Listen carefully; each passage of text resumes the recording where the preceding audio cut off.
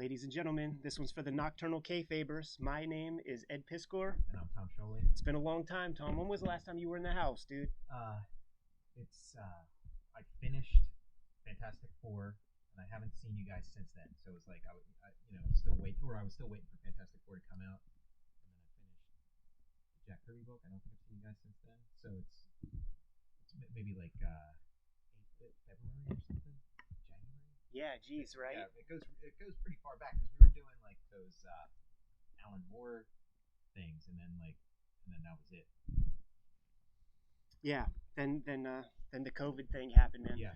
So Kirby wasn't yet finished, Mm-hmm. but now, ladies and gentlemen, there's a hardcover. There's a hardcover on the premises Yeah, I got the of Jack this Kirby. motherfucker. Jack Kirby, The Epic Life of the King of Comics. Yes, man. Like, let me see this bitch. Yeah. It's First heavy. off, look at that spot gloss on that bitch. They say they can't hear Tom. Okay. Oh, you know what? I didn't put my microphone back on. 1 second, technical difficulties. There's a gap. Here, step up. I'm probably sitting on it. Oh, yeah. There you go. There we go. I'll filibuster for the Okay. moment. There it is, man. The great Kirby. Okay, we're back. Yeah. How long has it been? It's been, I don't know, since like January or February. It was the Jack Kirby book wasn't done yet. Fantastic Four was probably finished, but not out yet. Great paper on this thing. How many pages? I don't know. I don't like. It's all a blur. I forget. It's a thick book. It's Jack Kirby's whole life. It for a while it was my life. Like I felt like I was living it. I'm like drawing pictures of Jack Kirby, drawing pictures. It's like very surreal. There was a period of time where you're working on Fantastic Four and Kirby at the same time, right? Yes. Getting how many hours of sleep per night? 2 hours. I was getting for several months 2 hours of sleep a night. You would be here sometimes grinding on those pages, man, and I know the responsibilities that you have, and and if you're the host, you never want to be the punk who's like, dude, I gotta go to sleep, because you still have to drive and all that, Yeah. and you're still clocking hours, man, and you would definitely. There were a couple of times we were drawn till the sun came up. Mm-hmm. Yeah, Let me see that right quick. It's kind of like working out or something. Like, look at this spot gloss right here for Invisible Girl. yeah, that's my Here, let favorite. me try Yeah, to- see if you can catch. Yeah, you caught some light on it. How do we do that? Yeah. Look at Yeah. that. There she is, man. Now you see her. Now you don't. Yeah, Fucking genius. Super proud of that. That's like Fucking genius, bro. Oh, I love that. But yeah, like it was. I mean, I We'll just show this off some more, probably. I just got like less and less sleep as time went on. Mangaka hours. Yeah, and it kind of so it was like the perfect way to do it, to just kind of naturally wean yourself off of sleep, and then like 2 hours was like the limit. Like I couldn't, my eyes just wouldn't work. Once I got to that point. Let me put some business out there real quick, man. One, hit Jimmy's Kickstarter up. Links below. There's a link there to pre-order the Octobriana comic if you weren't able to pledge to the initial Kickstarter. The pre-order buttons are up there. Talked with Jimmy earlier today, man, and they're aggressively doing everything they can to get these books printed up. Jimmy drew it all. This ain't vaporware like your average Kickstarter. You know what I'm saying, man? The thing is done, ready to go, and is off to press. Also, I want to put a shout out to check out my Patreon. I'm serializing Red Room. I decided to take that step as a distribution mechanism for like the early adopter. So every Tuesday, put out a couple of pages of Red Room on my Patreon. That's patreon.com/edpiskor. Bare minimum, at least 2 pages come out every week. Plus some back matter here and there, some behind the scenes stuff. I did a whole 100-page comic that is completely divorced from the actual story that I put, all that sweat equity in for every page, and I'm sliding that out on there as well. So it's patreon.com/edpiskor. Hit Jimmy's Kickstarter, and shit is crazy. The world is on fire. COVID is a motherfucker and is rearing its ugly head all over again. But we're gonna have you back in the studio, man. Anyway, we're all sheltering in place. We're all cartoonists that don't go anywhere anyhow.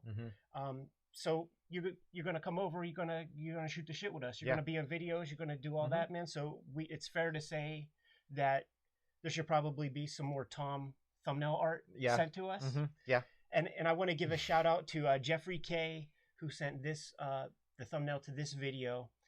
His Instagram information is in the link below. And if you are interested in sending more kayfabe thumbnail art, the dimensions and format for these JPEGs is 1280 wide by 720 tall. And email that artwork to us in JPEG format at Cartoonist.kayfabe@gmail.com.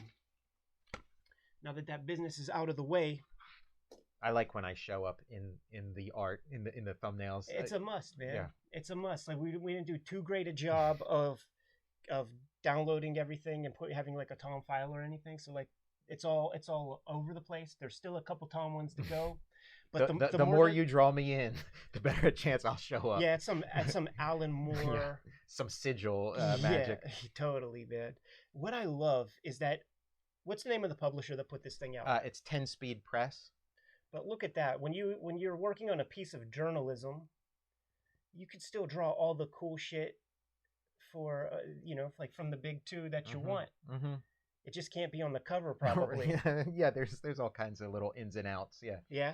Anything you could share with the kayfabe crew? I mean, it'd probably be kind of like boring or whatever, but it's like you said, like the cover is a totally different story. Cover's all about commerce, for the interior, it's like, the context is different because it's like it's him doing it. I got like some. You got some deep cuts in there too, man. Like look at that OG Spider-Man costume from the Ben Cooper costume company. That's like the last kind of Tom-centric video we shot. We were talking about the origins of that Spider-Man. Yeah, right. Because we were kind of talking like, oh yeah, the thing of like, what role did Jack Kirby have in Spider-Man? So like, I go into it here. Right. I'm super proud of you, man. Thanks. 10 Speed, send me my copy. Yeah. Do I got a quote on that bitch? Yeah. Oh yeah. There's on the back you might. Oh yeah, there's nice. an Ann Piskor quote on the back. Let's see. This is clearly the comic that Tom Scioli has been building toward for decades. He's answered every question I've had about Kirby within the pages of this biography. It's genius. This is the masterwork that Jack Kirby deserves. I fucking stand by that, man. Oh, thank you. There was more to it too. Sure. Okay. Yeah. They didn't send me the raw version. Yeah. It would have filled the page, man. But super cool. This was going to be your year. Yeah. This was going to be free comic book day. There was going to be a free comic book. My comic, was the gold, free comic book day. I was going to, shake a lot of hands and, sign a lot of copies and meet people and a lot of plane travel. Yeah. I was going to go to San Diego. So that, no free comic book day, no San Diego Comic-Con. Can you imagine yourself going to a con anytime in like the nearest future? Yeah, shaking hands and taking sweaty dollars and stuff. Right, because like conventions are kind of gross to begin with. Like exactly. Prior to all this, it was like, yeah, you got to kind of be. And yeah, I don't know. I remember when people started saying, like, oh, I'm not going to be at such and such a con. It was kind of like, oh, that's it. Oh, what, when we were first like learning about all this stuff, and it's like, oh yeah, just totally different world. Shaking hands, doing all that stuff. Yeah, I think everybody's saying like just the handshake is just done. It's a cultural artifact now. It's a weird thing anyhow. And when you read about like the history of the handshake, it has all this baggage to it anyhow. Mm-hmm. Something about like, close quarter soldiers, like if we were going to show trust for one another, like I grab your hand, you grab my hand, and it means that my hand isn't on a sword or a gun or something. Yeah, there's not a weapon in my... Like, I think I learned that in a Jack Kirby comic. Really? Yeah. Might be an issue with the Forever People. Yeah? Yeah, I think it's like Big Bear says it to like a Roman soldier or something, and he's like, oh, the handshake, a relic of when, man didn't trust that the other guy had a weapon in his, something like that. Always love that shit, man. What was that one Star Trek movie when they come to the modern America and they're like, oh, how quaint. And right, yeah. Yeah, because he had to use a mouse. He had to use a mouse. Is that what it was? I thought it was like a keyboard. It was like, maybe it was the keyboard, but he's like, here, and he picks up the mouse and he's like, hello, computer. Josh does things, man. Thanks for that super chat, homeboy. Did you get a chance to check out some of these shoot interviews we've been doing in your absence? Yeah, it's amazing. Like, like just one superstar after another. It's just amazing. It's so much fun to watch. Like, yeah, just occasionally I'll be like, oh man, if I was there, I could have. Like, somebody's like, let's get examples. Okay, an example is like. It's like, oh, do you guys remember that Talking Heads video with right. David? It's like, I do. Yeah. I'd be able to say I do. That would have been my. I mean, the thing that is great about these interviews is like all these guys, they're like all, in quarantine like everybody else. Yeah. So they like just want to talk. So like you're just letting it, chiming in here and there with a question, but mainly it's just people, just. Talking and it's just great. That's what this is right here. This live session right here that we were talking earlier, and I don't think there's one freaking person in the world that feels great right now. So we're bullshitting and just like, you know what, dude? Can you want to chance it? Want to come over? I haven't been anywhere. Jim hasn't been anywhere. I'm sure you haven't been anywhere. Like, let's get together and just bullshit a little bit because we've all been locked down and we all feel like crap and we are social creatures meant to be around one another, man. Let's take a little bit of a chance, man. We ain't breathing on each other and all that bullshit. Yeah, everything's going this way. That being said, if you guys don't see me for a while, man, that means Tom killed me. Right, yeah. yeah. Comics, all that kind of stuff. Like, what have you been reading?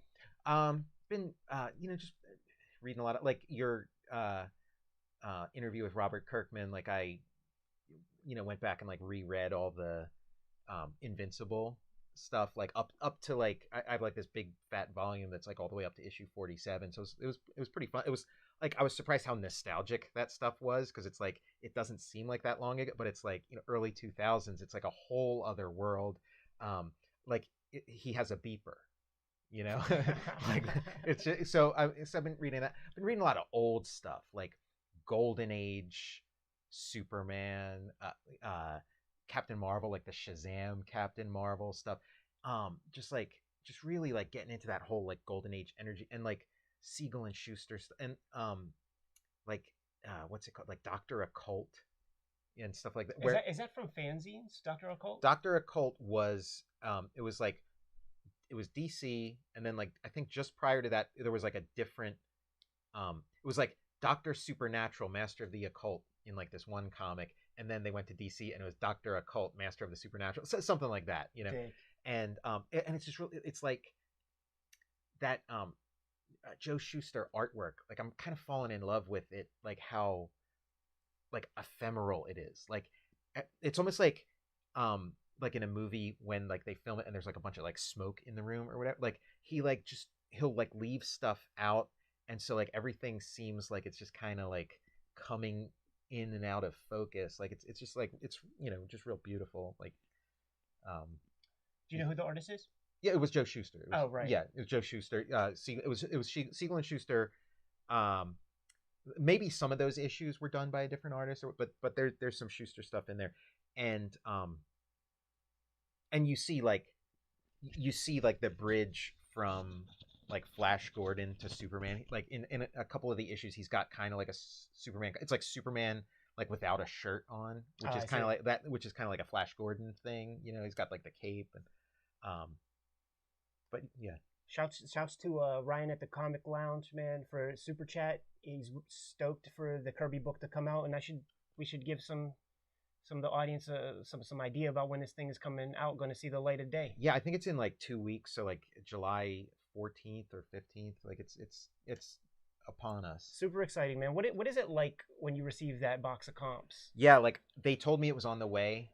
So I was like watching the mail every day, and that was like the highlight of my day, was just like watching the mail, and then like like sometimes I'd see something like go to like the next door neighbor and be like, oh, I hope they didn't like deliver that to my thing to their house or whatever, and then it's like this giant box comes up, and it's like, okay, that's either cat litter or my book, and yeah, open it up, and it's like, and I thought like, okay, I gotta document this. So I was like taking pictures like as I'm opening it, and then you see like the bubble wrap, and you can just kind of make out Jack Kirby's face under the bubble wrap. And so, yeah, it's a great, like, that was like the best day in a long time, was like, here it is, and like flipping and like, I don't know about you, but like whenever I get a book that I did, it's always like, it's like, okay, I'm looking for the flaw. I'm looking for the thing that's going to ruin my day, you know? And there was no flaw. It was like perfect. It's the book that I thought it would be when you sent me the PDF, and you know, good quality paper, matte paper. It's not that glossy clay stuff. Right. Yeah. That a lot of these books are printed on. I think like the way you draw Jack Kirby, like, really grows on you. Like it's super fun, and I think it's totally like the right choice. Yeah, it was definitely a choice, and I took a chance, and it's like I did a, you know, like initially did a couple, like, playing around with like a more photorealistic Kirby, but it's like, I want you to be in his shoes. I want you to, like, I want his story to be your story, and so it's like that whole Scott McCloud masking thing of like a simplified sort of cartoony main character helps viewer identification or reader identification, and you know, and so you're seeing the world like through his eyes. It has a slight manga approach. Sure, yeah. You know, like, makes me think of that amazing Osamu Tezuka biography. Totally, yeah. And I mean, I was reading that like around the time, like, you know, in the early days of working on this, I was reading that, and it is kind of like, you know, like, here's the story of, like, you know, another you know, master of comics, you know, and animation. Like, it's sort of you know, there's a lot of parallels between Jack's story and Osamu Tezuka's story. So yeah, and we were talking earlier, and just discussing that choice, and the alternative comparison probably would have been like a Harvey P. Carr, American Splendor, yeah, and that has its place. Totally, yeah. I mean, yeah, it just, you know, I thought about that, but it just it wasn't the right fit for like the story I wanted to tell. Somebody in the chat wants some intel, dude. Shout out a couple of your favorite Kirby comics, but let me get to one first, man. In the Rick Veitch, actually, it definitely came up in Rick Veitch shoot interview. I think it came up also perhaps in Dave Gibbons, maybe the Brendan McCarthy one, but New Gods #7 seems to be a favorite. Yeah, that's like the top. Like, that's my favorite comic. That's my favorite Jack Kirby comic. You know, yeah, that's the one. Okay, that's explain. Yeah, and Rick Veitch, like, in that interview, like he was, you know, speaking my language or whatever. You know, like it's just like, it's pure Kirby. It's like what you want out of Kirby, all in one thing. And he's like, it's 24 pages, I think. It's like 24 pages, and he's just creating this like whole universe. It's like 7 issues into New Gods. We've seen like the whole story of the New Gods, and he's like, okay, we're gonna pump the brakes. I'm gonna go back, and I'm gonna, you know, tell this story from like a billion years ago or whatever. And it's like every single page, you're in some new universe, some new team of characters shows up, and it's like, it's what I wanted like the Star Wars prequels to be, because you're reading it and you're learning things about these characters that you've known up to this point. And it's like full of surprises. You're like, oh, I didn't realize this and I didn't realize that, but they don't feel like just like sort of cheap gimmicks. Right. Like they're organic to the whole story, even though, you know, and it's like exactly how you wanted. It's a flashback story, but it doesn't feel like a flashback. Like it's like you know, like when you're having a flashback, it's got to serve a purpose. It can't just be like, oh, remember, you know. And it's like, this is like the chapter that you need to be reading right at this moment, you know.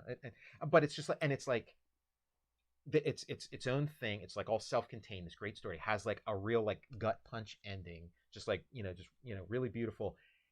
And you just want it to go on forever. Like, you want the next issue to like continue that. Like, I want 100 comics that there's only really like 2 comics there, because then he did a sequel in Mr. Miracle #9, which is like my second favorite comic. You know, like for a while those two were kind of neck and neck, but it's where it's the same. It's like, okay, now I'm going to do the same thing, but for Mr. Miracle, and it's going to advance the story that I started in issue 7 of New Gods. It's going to advance that story a little bit, but it's also going to have the same effect on Mr. Miracle's whole story. Like, Kirby was creating this like multi nodal like story engine or something, where it's like you can read these things in like all different orders, and they resonate in different ways. You know, you can read every issue of New Gods in a row, or you can read all the stuff concurrently, or you can read just the Mr. Miracle flashbacks in Mr.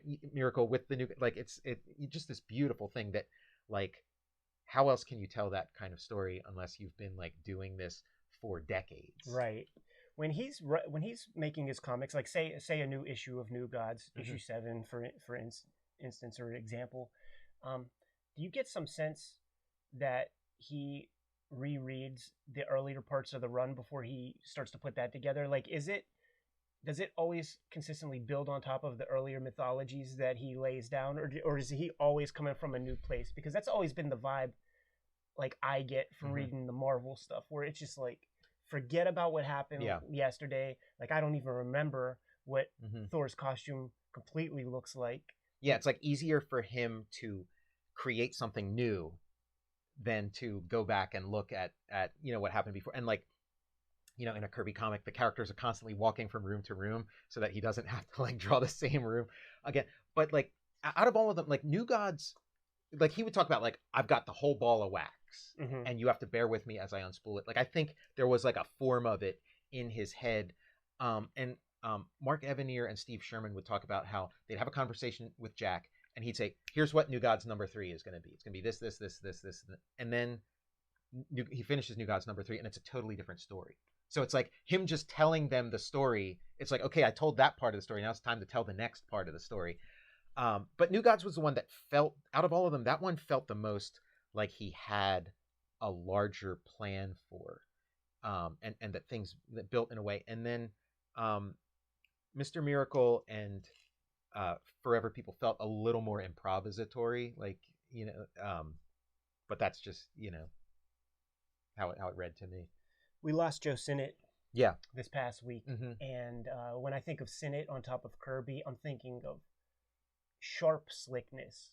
You know, he did the best little lines in the Human Torch. You know what I'm saying?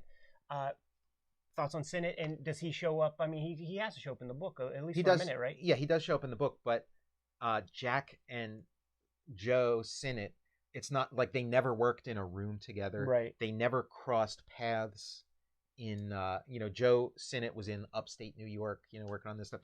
And so they never crossed paths. The whole time they worked together at Marvel, the whole time he was like inking, you know, his early stuff and inking, and then that like, you know, period of Fantastic Four, and, you know, and like the Captain America stuff, they never met.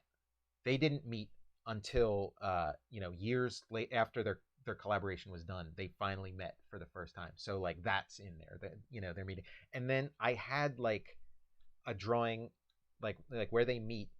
It's like they met at a convention, and there was a guy wearing a Thing costume. And so like I posted when Joe Sinnott died, I posted that panel, and the guy in the Thing costume said, "Hey, that's me." And then he had the costume, and it's got Joe Sinnott's signature and Jack Kirby's signature on it. And I think his last name's Sikoriak. I think he might be related. Yeah, related. Like I'm assuming he's his brother. He looks like him too. I'm assuming it's his brother. I didn't dive any deeper. But, Uncle Bob, is that your bro? Yeah. I mean, I'm assuming it is, but so it like all these kind of cool nuggets are kind of coming. And I, once the book's actually out, I imagine there's gonna be a lot more of that. Of people, a ton. You know, saying like, oh hey, you know this, you know, and then it'll be like, oh man, now I gotta write the sequel because I'm getting all these great stories from people. You know, this is going to be a hit. It's a foregone conclusion. You know, COVID be damned.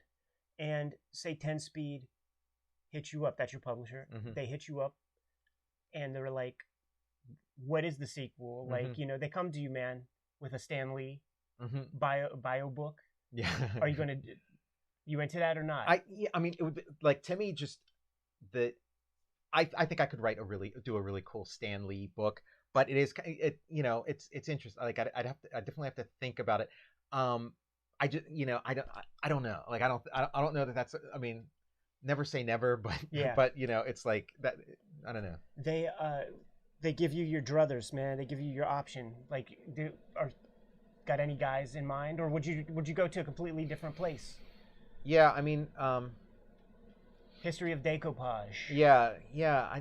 It's like there's, I mean, and we kind of talk about this of like, there's just like a million things you could do. Like I got a million ideas, right? So it's just like, it's like which one, what do you narrow it down to? That's always the case, right? Yeah, and it's like there's no one thing that's popping out to me where it's like, this is a story I got to tell. What ends up happening for me is I kind of just start to tinker.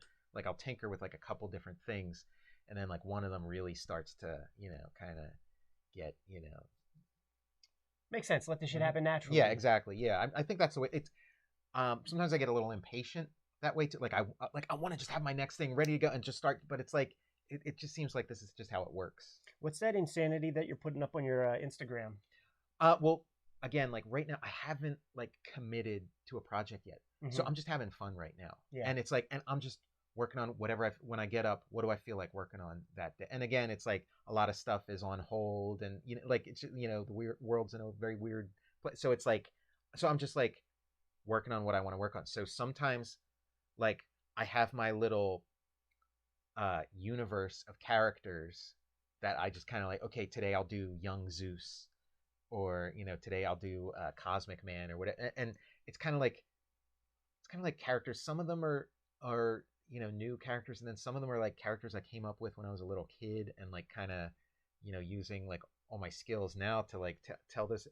But I'm not sure what it's going to be. Like what it's like, maybe one of these is compelling enough that it could be its own thing, or maybe it's all building towards some kind of crossover, and then that crossover is going to be my next project or whatever. And then occasionally, some days I wake up and it's like, I mean, you guys had Gerard Way on, yeah, and he was talking about like this superpowers and like us working together. And are you gonna tell the Kayfabers what you didn't say, or what we had to bleep out? Absolutely not. Hell no.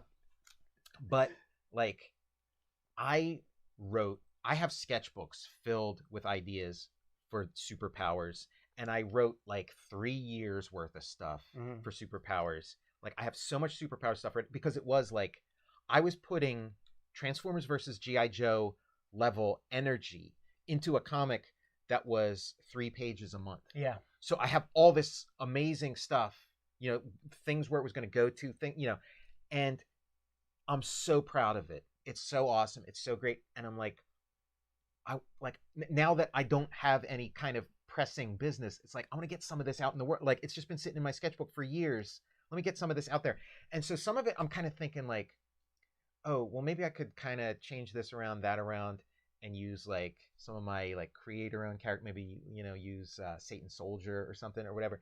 And so sometimes I do that. But then sometimes I'm like, no, I want to see what this looks like when it's actually Superman, or Captain Marvel Jr. or Batgirl or whatever, Wonder Woman, like.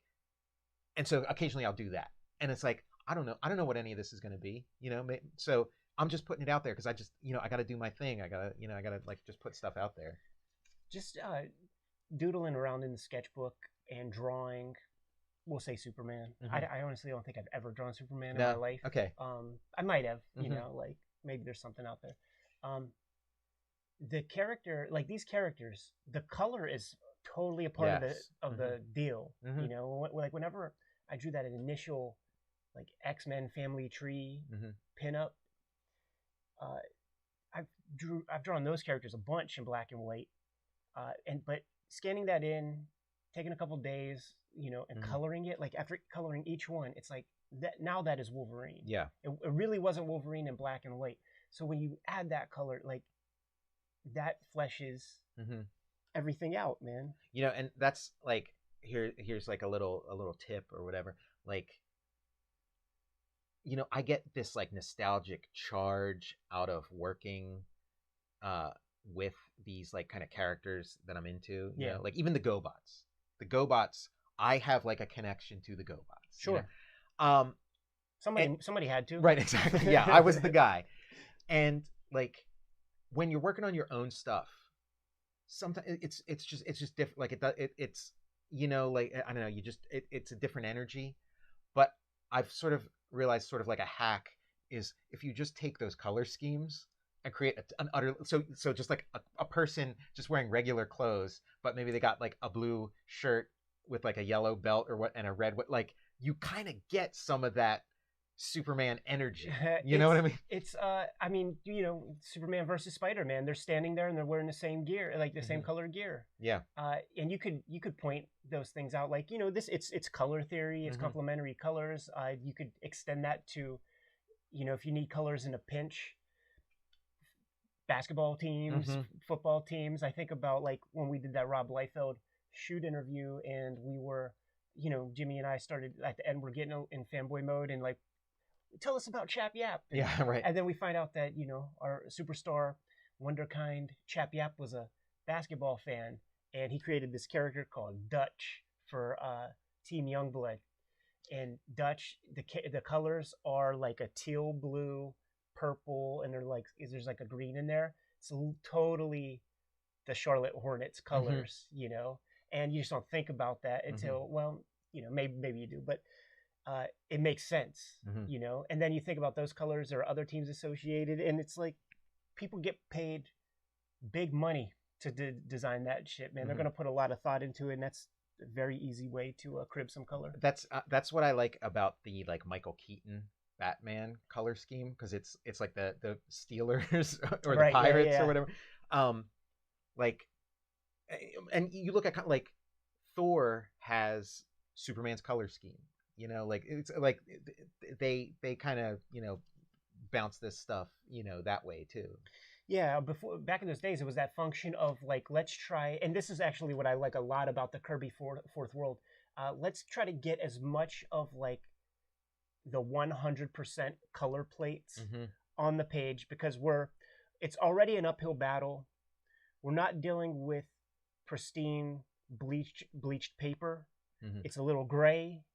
So now you got to get this to be attractive to some kid.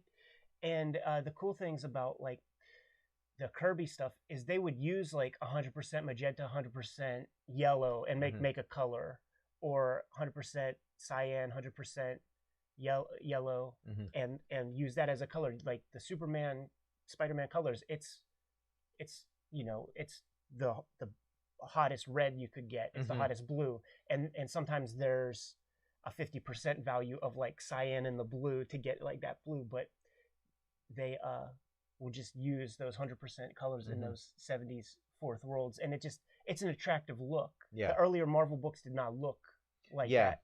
And Kirby is like also like leaving like big empty spaces. One of the things that one of the sort of pieces that go along with his artistic style is that he's amazing at spotting blacks in the in the ink work and everything. That like he could really like pull the necessary stuff out, and you could see where Mignola like evolves from that. Because it doesn't make sense where you see large areas of black. There wouldn't necessarily be a shadow there, but you place like a focal point inside that black area. It makes like pictorial sense. It makes like layouts. It leads the eye, and that's like, if you try to draw like Kirby, that's like the last thing you master. Like okay, I got the elbows. That is the thing that nobody really gets. Like I don't know who is even like the close second at being able to get that part. And whenever, like, obviously when you were in that part of your artistic evolution, people can easily associate your work with Kirby, but it was so different for those reasons. There's just like, you'll never be able to like there's just like idiosyncratic quirks that you'll just never never be able to like crack. I think like David Mazzucchelli did like a real good Kirby. Where would we have seen that? That was in World's Funnest. Oh, okay. He did a real good Kirby. It's like I have like, I'm a big fan of like people who do a Kirby, because like everybody kind of pulls something different out of it. Like like Ladron's Kirby is different from Keith Giffen's Kirby. Like they like, and it's I usually learn new things about what Jack Kirby does by seeing it through the lens of somebody else. Like, oh yeah, Jack does do that. He does, it's like they kind of like highlight a different like area of what he does. There were the Marvel House style people who would try to do their Kirby emulations and stuff. Like obviously, like Steranko had his quirky foreshortening and use of Kirby dots, and Herb Trimpe would be tasked with doing similar stuff. When we did the Donatello one shot, one of the questions it might have made the error. I don't necessarily rewatch all the videos, but Jim was kind of thinking about like he kind of put it out there to me. Would this have been the first kind of like Kirby homage like pastiche kind of comic? Does anything earlier jump into your mind? I mean, like Keith Giffen, like you mean like that wouldn't be like a mainstream like big two piece. Oh, so a Kirby homage that I guess Keith Giffen, like I mean that kind of narrows it down a lot because there wasn't a whole lot of like independent stuff. Keith Giffen on Defenders, right? Yeah, on Defenders, yeah. Any others? That's a big one. Yeah, I mean the one they would point to, and he got like a like bad rap for it. Oh, the name's escaping me. What's the comic? It was Fantastic Four. Like it was. Rich Buckler. Rich Buckler. Yeah, because he would swipe a lot. Yeah, like he would totally. Yeah, I mean, I don't think he swiped to any greater degree than just like the average comics artist swipes. It's just like because it's Kirby in a Kirby, but it's kind of like he drew a lot of attention to himself that way. But I think he gets a bad rap. I'm a Buckler fan, and of course, I mean, like how great is again the name's escaping me again, but that like zombie robot dude. Oh, Deathlock. Deathlock. How great is he? I mean, that like you have your place in comics history just from that. That is a good costume. Yeah. So awesome. That's also one of those. Death's Head 2 is also one of those costumes, and certainly Jack of Diamonds. And you can tell where I'm going. Where it's like it's such a complex, ornate costume that it's almost like pulling a rib on somebody, man. If you like task them to draw that shit. I feel like Judge Dredd is that way as well, by the way. Yeah, Judge. I mean, that shoulder thing. It's like a weird angle. It's you gotta like. Oh man. All the chains, the badge, the mask is not to be taken lightly. Like how this like X lines up, where it lines up, and like in the movie, like I love that Judge Dredd movie. Me too. But that was like the one thing, like they have it in a place where like I don't see how the guy could see out of it. Like they just needed to like adjust that a little, but maybe it doesn't work in 3 dimensions. Valentino was on latest shoot interview that we put out live, and he was talking about we were asking about San Diego Comic-Con. It's a fascination for me. I love the sort of evolution of it.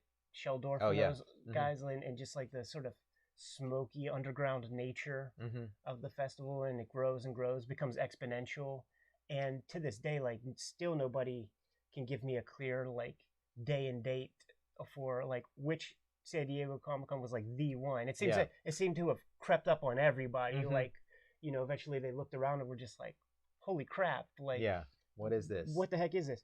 Yeah, Sheldorf had like this crew of like comics fans that would kind of like that he I guess it was like a club or a comics club or what, and like they all visited Jack Kirby's house, and so would that have been like Len Wein and Marv Wolfman, or those people later? Would it have been Mark Avanier and? No, it was like it was like Barry Alfonso and a couple other names. Former Pittsburgher, right?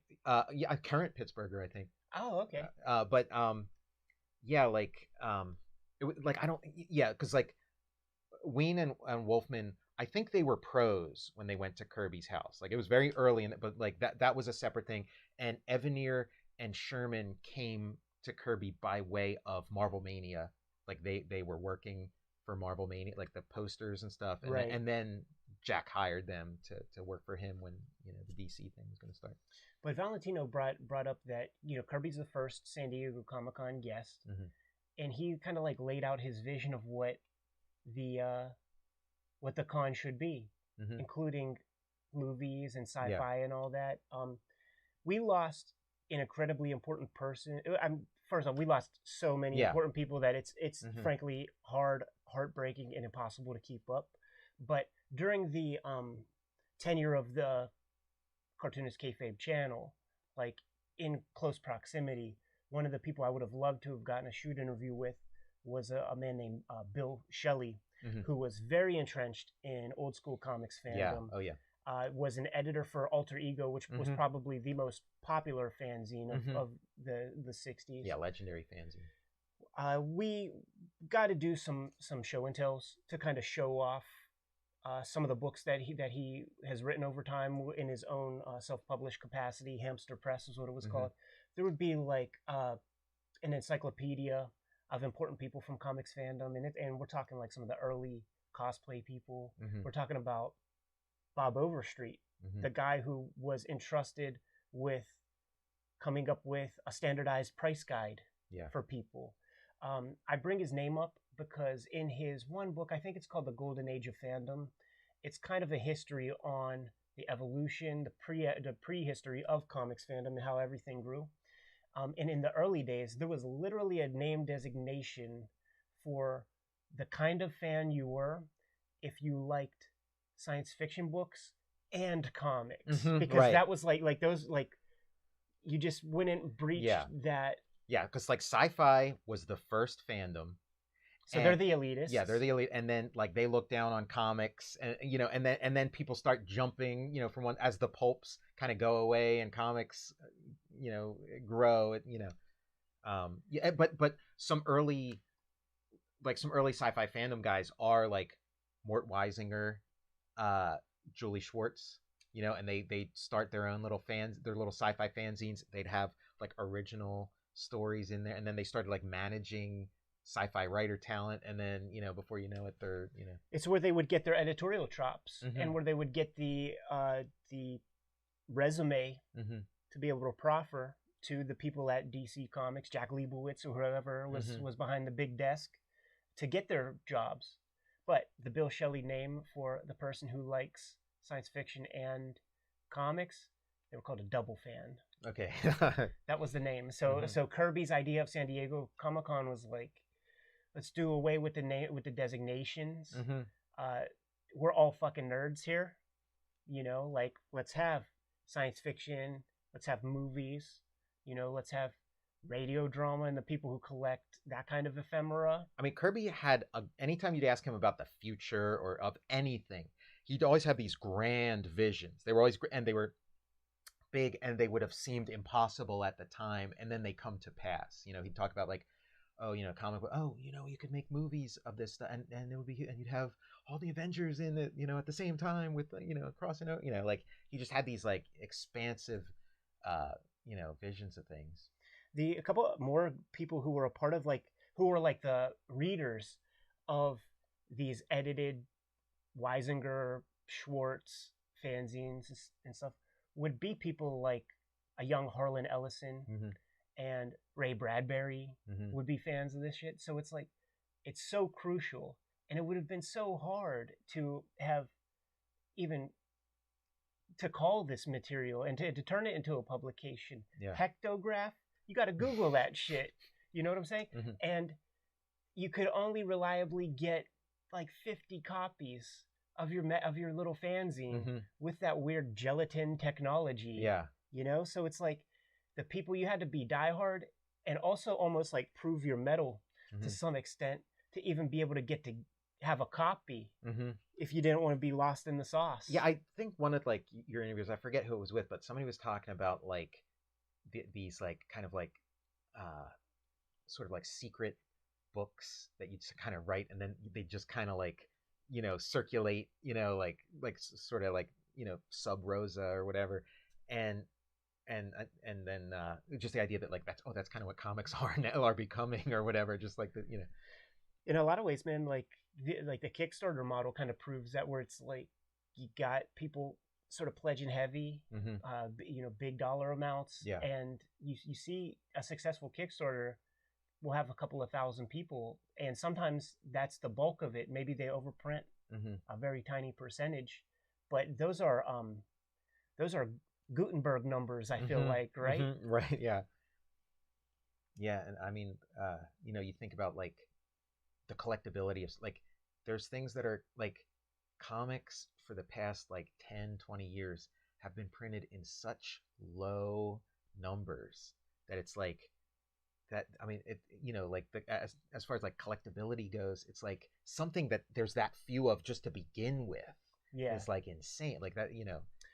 The thing that'll get that popping would be one of these sort of overlooked kind of comics that's very, very good, gets some multimedia treatment, right? Yeah, and then people go looking for. I mean, that is what Walking we see Dead. that happening. That's Walking Dead. 3,000 copies of issue 1, I think. Hits a critical mass, then people want the thing. Supply and demand. Very, very, very simple. Do you know about, or are you looking forward to the Kirby Fourth World Absolute Edition? Do you know how that's formatted? Is it the comics coming out like in order of publication or by series? I mean, as far as I understand it, it's going to be the same as like the Fourth World Omnibus, and the same as those like multi-volumes that they had, where they come out in order of publication, like in order of when they came out. My only, like, I mean, nobody would listen to me, but I like this stuff's so important to me. Yeah, and we're listening to you, man. The kayfabe audience is listening to you. I like that idea of like the whole Jack Kirby Fourth World all together in one thing, where they're kind of like spaced out. Like, but could you please leave fucking Jimmy Olsen out of it? Leave fucking, because it's like, okay, I get it, Jimmy first appearance of Darkseid, whatever, but it's like the reading experience. It's like, okay, here's my favorite stuff ever. It's Jack Kirby's Fourth World. Okay, here's volume 1, or here's the page 1. Jimmy Olsen meets the Newsboy Legion, blah blah. But it's like, and you got to sit through like a bunch of like fucking Jimmy Olsen stories before you get to like the good stuff. Before you like, just start with Forever People number 1 was the first Fourth World book that Jack drew. He drew that. It's just by a quirk. Like, he had been, after that he drew like the Jimmy Olsens and was stacking up Jimmy Olsens. But it's like, just leave. Jimmy Olsen is an adjunct to the Fourth World. It's a companion piece. It's like, okay, it's the Super Friends, and then the rest of it is the Fourth. You don't need, like, that Jimmy can sit next to your it shouldn't be interrupting and mixed in. Like, that's my only, like, that's my complaint with this. Just give us the Fourth World as like the whole thing minus Jimmy Olsen. Okay, keep Jimmy Olsen out of it. And then my other thing is that Jack Kirby did a story called On the Road to Armageddon. And it was when they asked him to do like a conclusion to New Gods. So he did all the New Gods comics back in the 70s, and then in the 80s they're like, Jack, give us a slam bang conclusion.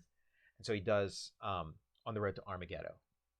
And it's a 24-page story. It's never been like published as a comic or as a thing. What happened was he did that story, and then DC's like, well, it doesn't really have a fight between Orion and Darkseid, so add a fight between Orion and Darkseid. It doesn't have this, doesn't have that. So then he goes back and then he makes another story, and they're like, that's not it either. And then he just kind of, but they give him more pages. So then he takes those pages, mixes them with this and that, blah blah blah, and does Hunger Dogs, and does Even Gods Must Die as, or almost like a prequel. But like that 24-page story, it's this Kirby gem. It's great. It's a great story. It's one of his great stories. Can you tell the people where they can maybe find this? Would it be in the Kirby Collector issue? Well, in the Kirby Collector, they've published like, here's some pages at various sizes and stuff. And then in the Fourth World collection that they had, in the back, they had the whole story in postage stamps. But it's like, just put out like a single, like the way they have all these like little single issue samplers of things. Just put that out as a single issue, or put it as instead of the who's who listings that they have in the back of these Fourth World volumes. Take those out, and or take out 24 pages of those and stick this back in. It's a Kirby. It's like a Beatles song or something that just no one's heard, and it's great. It's so good, and I want that. I want that, and I want the world to have that. Yeah, I love that you did the archaeological legwork to go through a bunch of Kirby collectors to like make sure you get all the pages. Yeah, I mean, like, I have my copy of the DC published one, and I have like all these little color coded where it's like, okay, if you want to read it, you go to this page, and then that's got a version of it, and this page. And, You're gonna have to make a zine, man. yeah. Just like didn't you bind together the Outland Steranko Outlet. stuff? Yeah, I wanted to be able to read it as like a whole thing. So yeah, I just and it's not those kind of like meticulous like Jim Rugg bindings. Like I just did a binding so I can read it myself. I used like the cover to like a DC graphic novel, Warlords, I think, maybe, it's like but it's like I can sit down and read that thing as a story. Did you get a chance to hear the Gary Groth shoot interview? Yeah, I did. How about the Steranko story? The Steranko story, great. I mean, I'd heard like when Gary was in Pittsburgh, he told a couple of those Steranko stories. But yeah, those Steranko stories are great. And to be honest, like, Gary's cool and all that. But when I heard he was talking about Steranko stories, I'm like, okay, I gotta see this. I gotta watch this episode. You have some Steranko story, like you got like some morgue files or something from him. Yeah. How did that work? Well, he had Dan Adkins' morgue. Yes. It was Dan Adkins' morgue. He was friends with Dan Adkins. Dan Adkins is the only inker that Jack Kirby would talk shit about. Really? Yeah, like if he'd well, I don't like Dan Adkins. Like even Coletta, he wouldn't like talk shit, but like Dan Adkins, and I don't know, like one of the first Kirby comics I ever got was a Dan Adkins inked Captain America, and like I don't see what he does. Like it reminds me a little of D. Bruce Berry. Right. It's like, and I'm just like a fan of Dan Adkins. Period. Like, and again, and it is interesting him and Steranko being friends because there is kind of like a little bit of an overlap, but like that's interesting, and where like there, but for the grace of God go, like they are almost like alternate universe versions of the same artist. It's but I like Dan Adkins. Like his stuff would always, like whatever it was, it would be a great looking issue of, and like he did some like Submariner stuff, like he would, but anyway, but yeah, Steranko had Dan Adkins' morgue file, and he was like, anybody want this? Like on Twitter, he put it out there, and like Jim saw, like I didn't see it, but Jim Rugg saw it, and he's like, Tom, you gotta get in it, so I contacted him and said, I'll take it, and Steranko lives in Pennsylvania. How far away as the crow flies? He's probably like 4 hours from here, but like, yeah, I got, and I had like in my head what this morgue was going to look like. Yeah. Like, because and I had like its bags, and like I met Steranko, it was like and I met him at this house that looks like the house from that first issue of Tower of Shadows. It's that house, like a Victorian, yeah, like a Charles Adams and family I'm like, house. Oh shit, this is Steranko's. It looks exact like this. I've seen this house in Steranko comics. It's the house that's in that X-Men issue. It's like it's Steranko's. Just a gothic joint. Yeah, and he comes, and I'm like, oh hey, whatever, and I'm like, yeah, this house is really, looks like a Steranko, like it looks like, what you would draw in your comic. He's like, this isn't my house, this is a friend's house, and it's like, I don't know if he was like, just like being, you're a stranger, yeah, a little kayfabe, if right, you will. exactly, yeah, but yeah, and so we were talking and stuff, and he had like bags and bags and bags of this like art. I haven't gone through all of it. So you still have it? I still have it. Bags and bags of like Dan Adkins. And what's a bag? Like paint a garbage bag? It's like that that like shopping bag, that like canvas shopping reusable bag that they give you, like, or that's like $1 at the store, So it's a ton of those. Like and I was going through, and what I was picturing, and again, I'm glad, like I own a piece of like it's a piece of comics history that, and it was like stuff that Dan Adkins' family was probably gonna throw out, and Steranko was like, this this has value, so he got it, and then was probably like, okay, what am I gonna do with this now? But like it has value, But what I was picturing like Al Williamson's morgue, because I've seen like pictures from Al Williamson's morgue, and it's like friends of his, like Wally Wood or whatever, wearing like a Sherlock Holmes outfit with cool light, and like these black and white photos, and then like the Al Williamson like Star Wars stuff. He would have like his wife dressed up in like a Princess Leia outfit in front of, you know, some kind of weird thing that kind of looks like the Millennium Falcon, and like these beautiful black and white atmospheric photographs. I was picturing like that, and it's not that, like I don't know that this, like, so far I haven't found any piece. Again, I haven't dove too deeply, but what I've seen so far is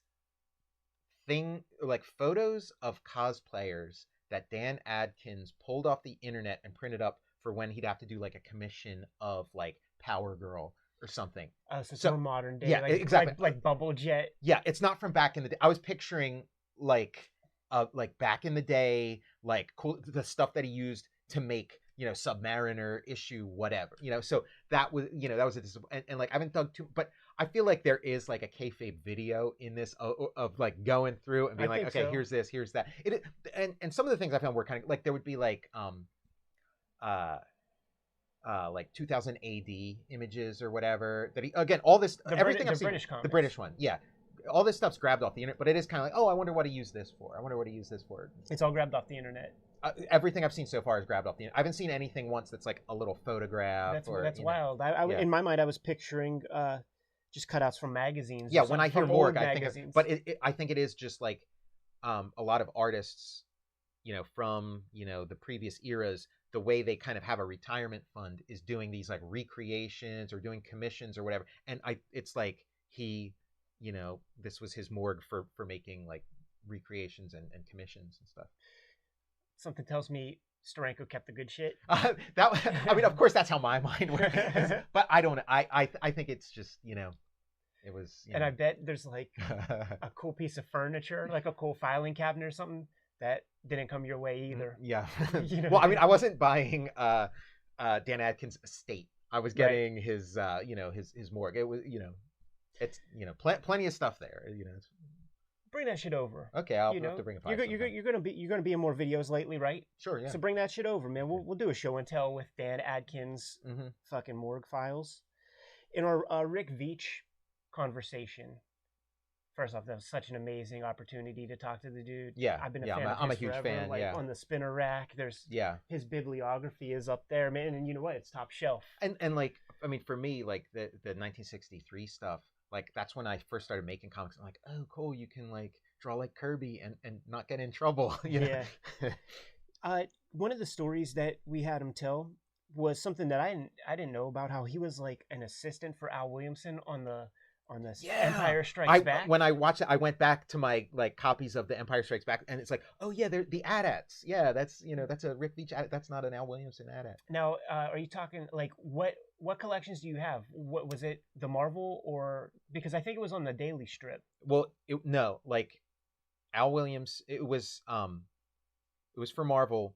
Al Williamson would come in for like the movie adaptations for Empire Strikes Back and Return of the Jedi. Okay, so that's like the teen issues then, right? Yeah, it's maybe the 20s or something. Yeah, and so it was that, and so my thing would be, I have some of the individual issues, but the thing I looked at was like the little Marvel little you know, trade paperback kind of little, like a digest thing of the Empire Strikes Back. Like they printed this thing, and there's also like, I'm pretty sure I don't have it. They have like a treasury one that's super awesome.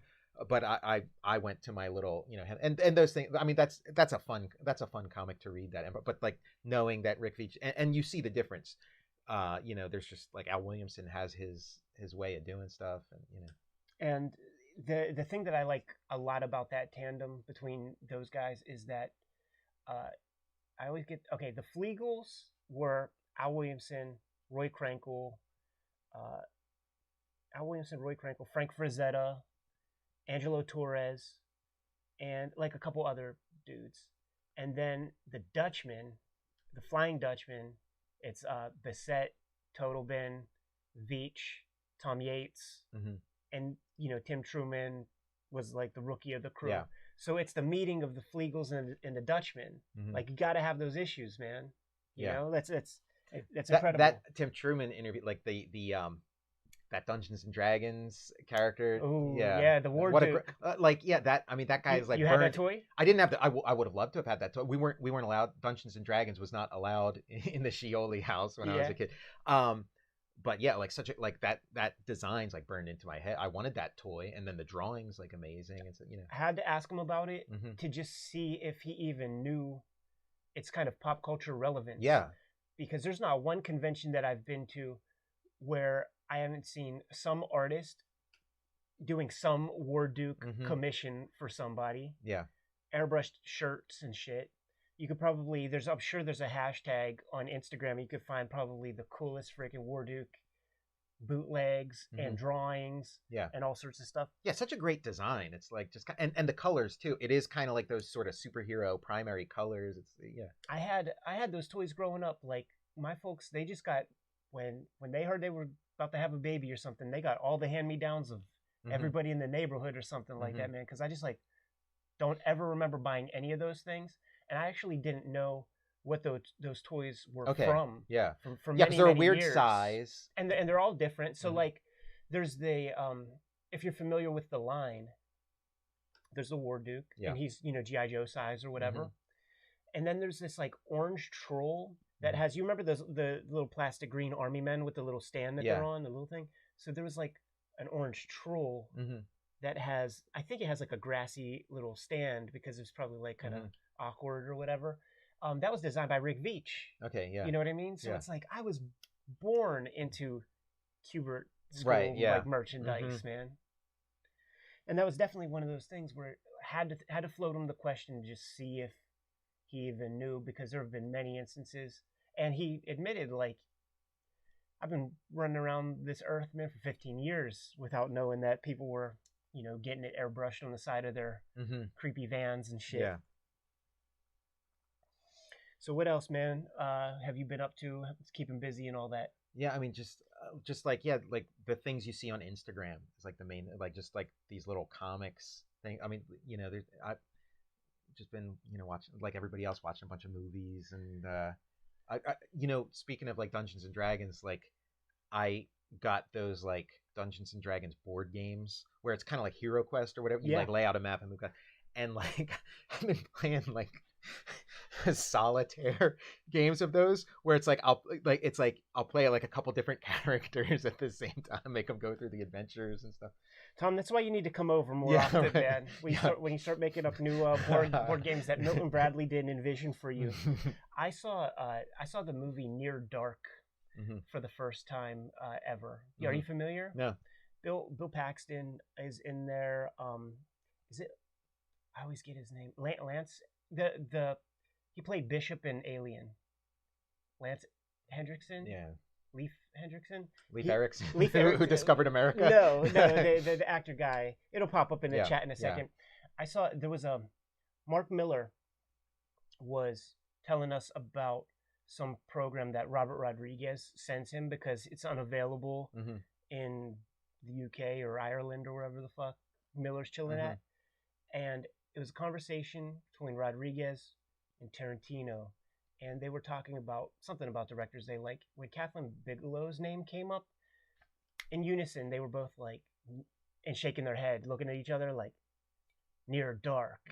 So that that put it on my radar like immediately.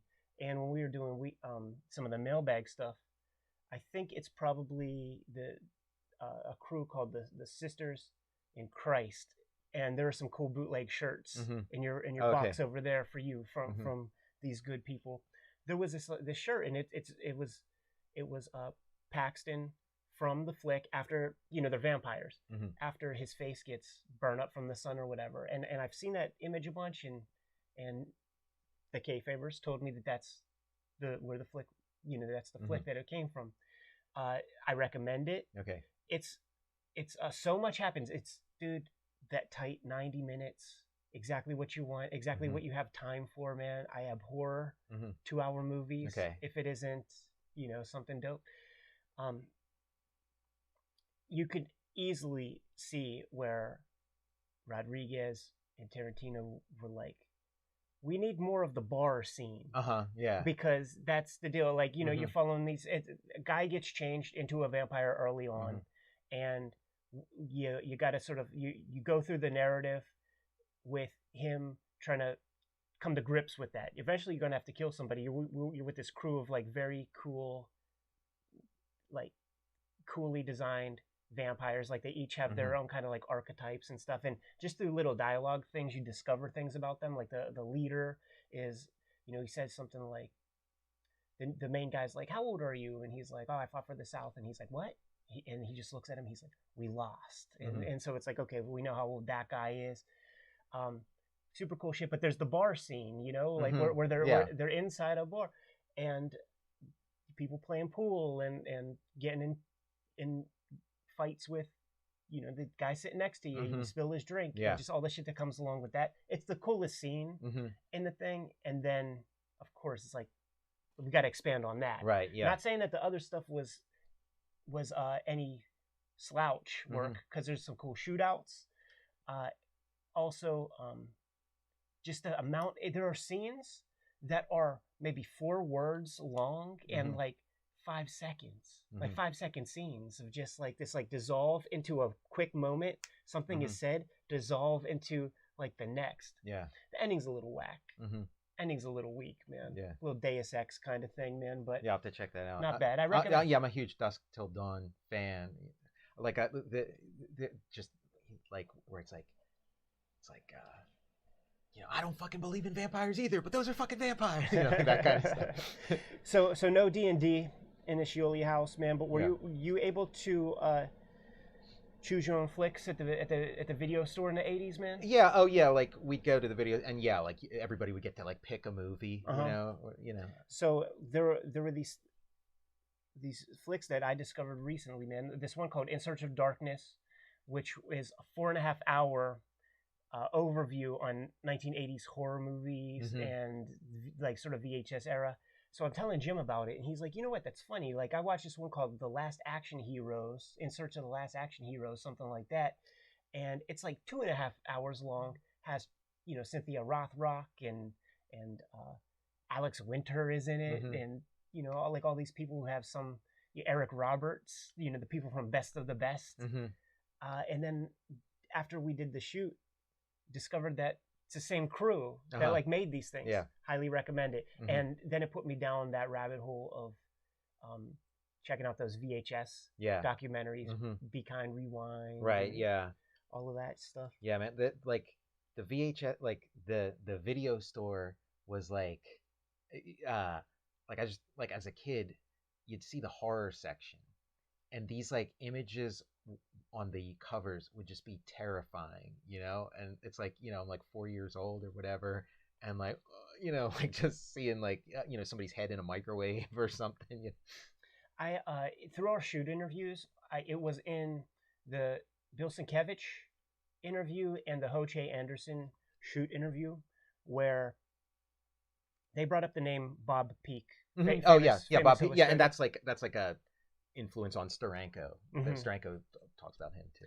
In the In Search of Darkness flick, they started getting into the idea of box art and movie posters as tools to sell this stuff, and you know, then it's like the little sections of movies that were made after the poster was designed. Oh sure, yeah.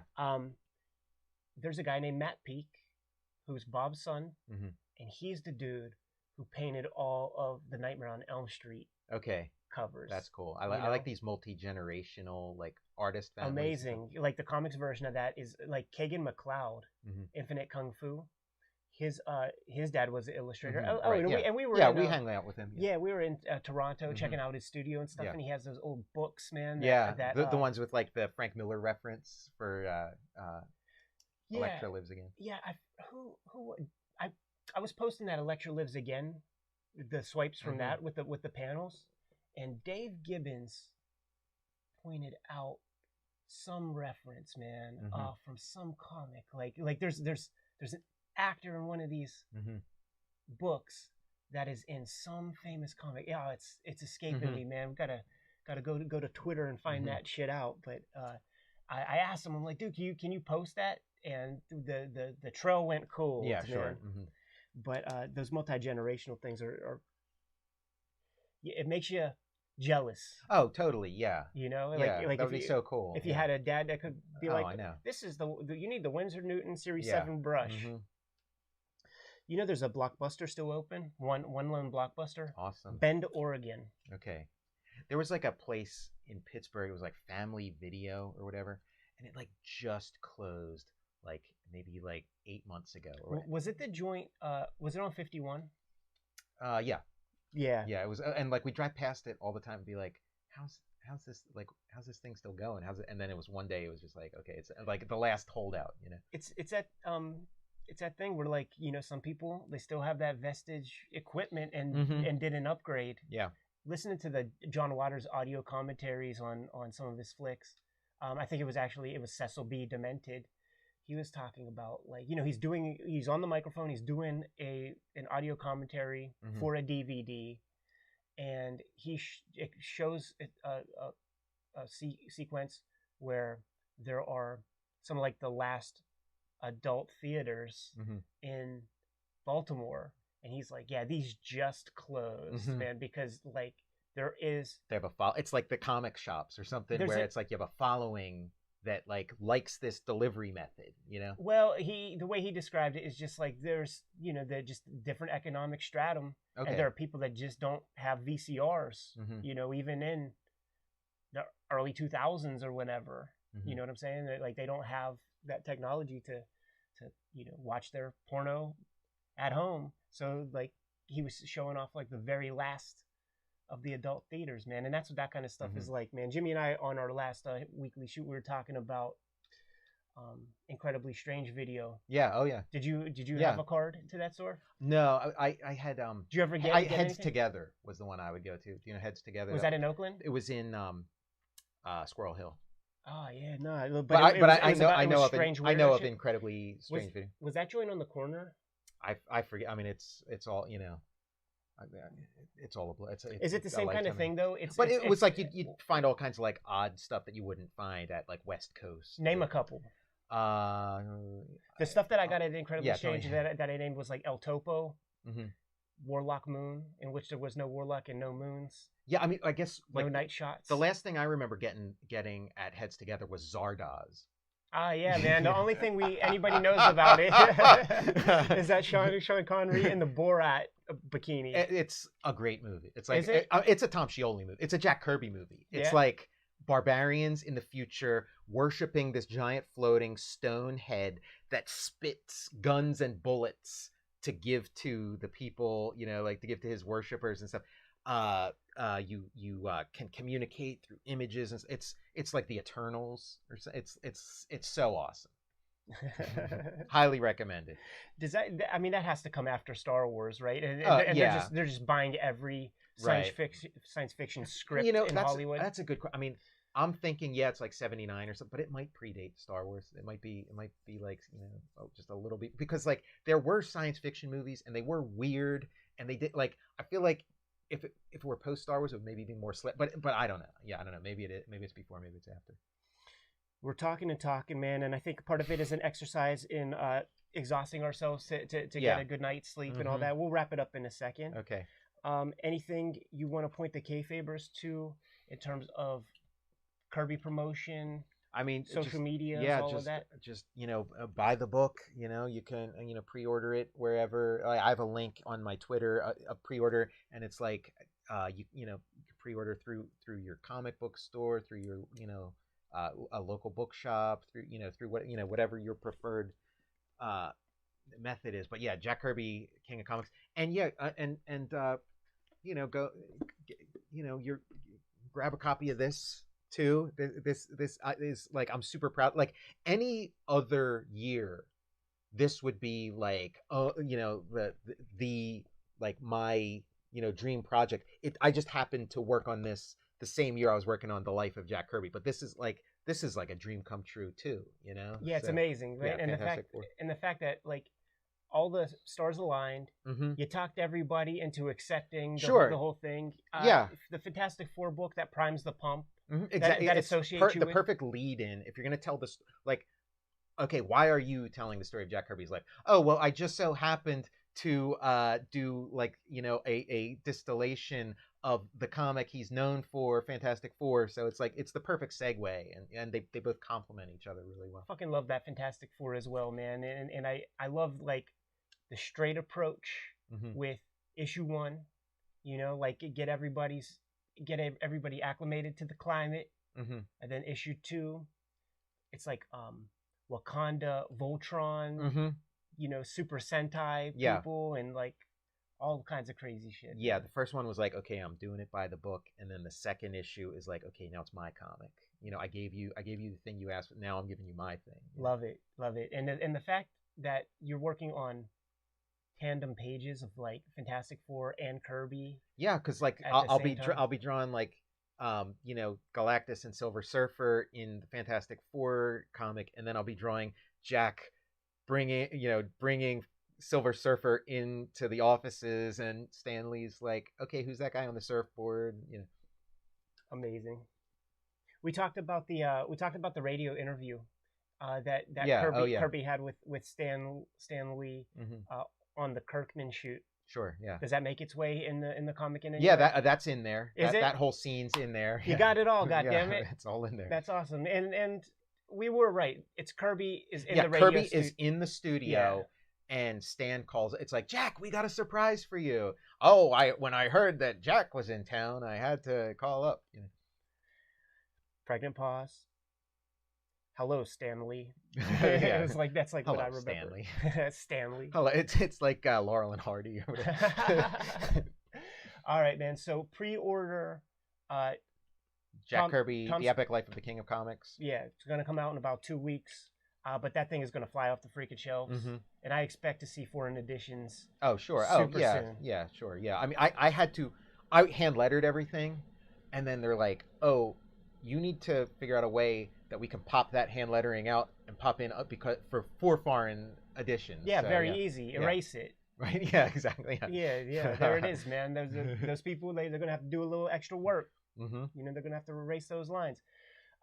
Pre-orders on Jim's Kickstarter are available. The links are below for that. For the people who miss pledging to the Kickstarter, you're going to be able to pre-order Octobriana, and I think it's in previews now, so your comic shop can order it, and I think it's going to show up in stores in September. Okay. Yeah, so it's a very cool model. He's maybe the future. Yeah. Maybe.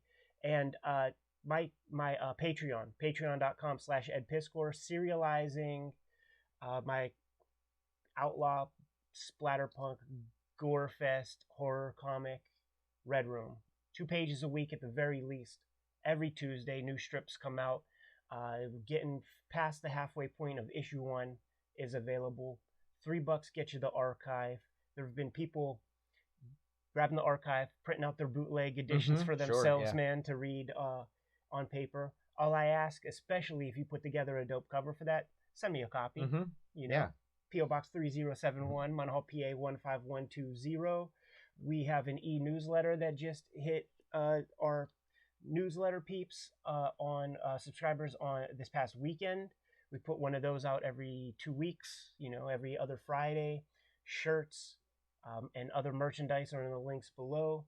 And obviously, the major marching order that we must follow, especially in times where we need a little bit of escape, certainly before bed or whatever, read more comics.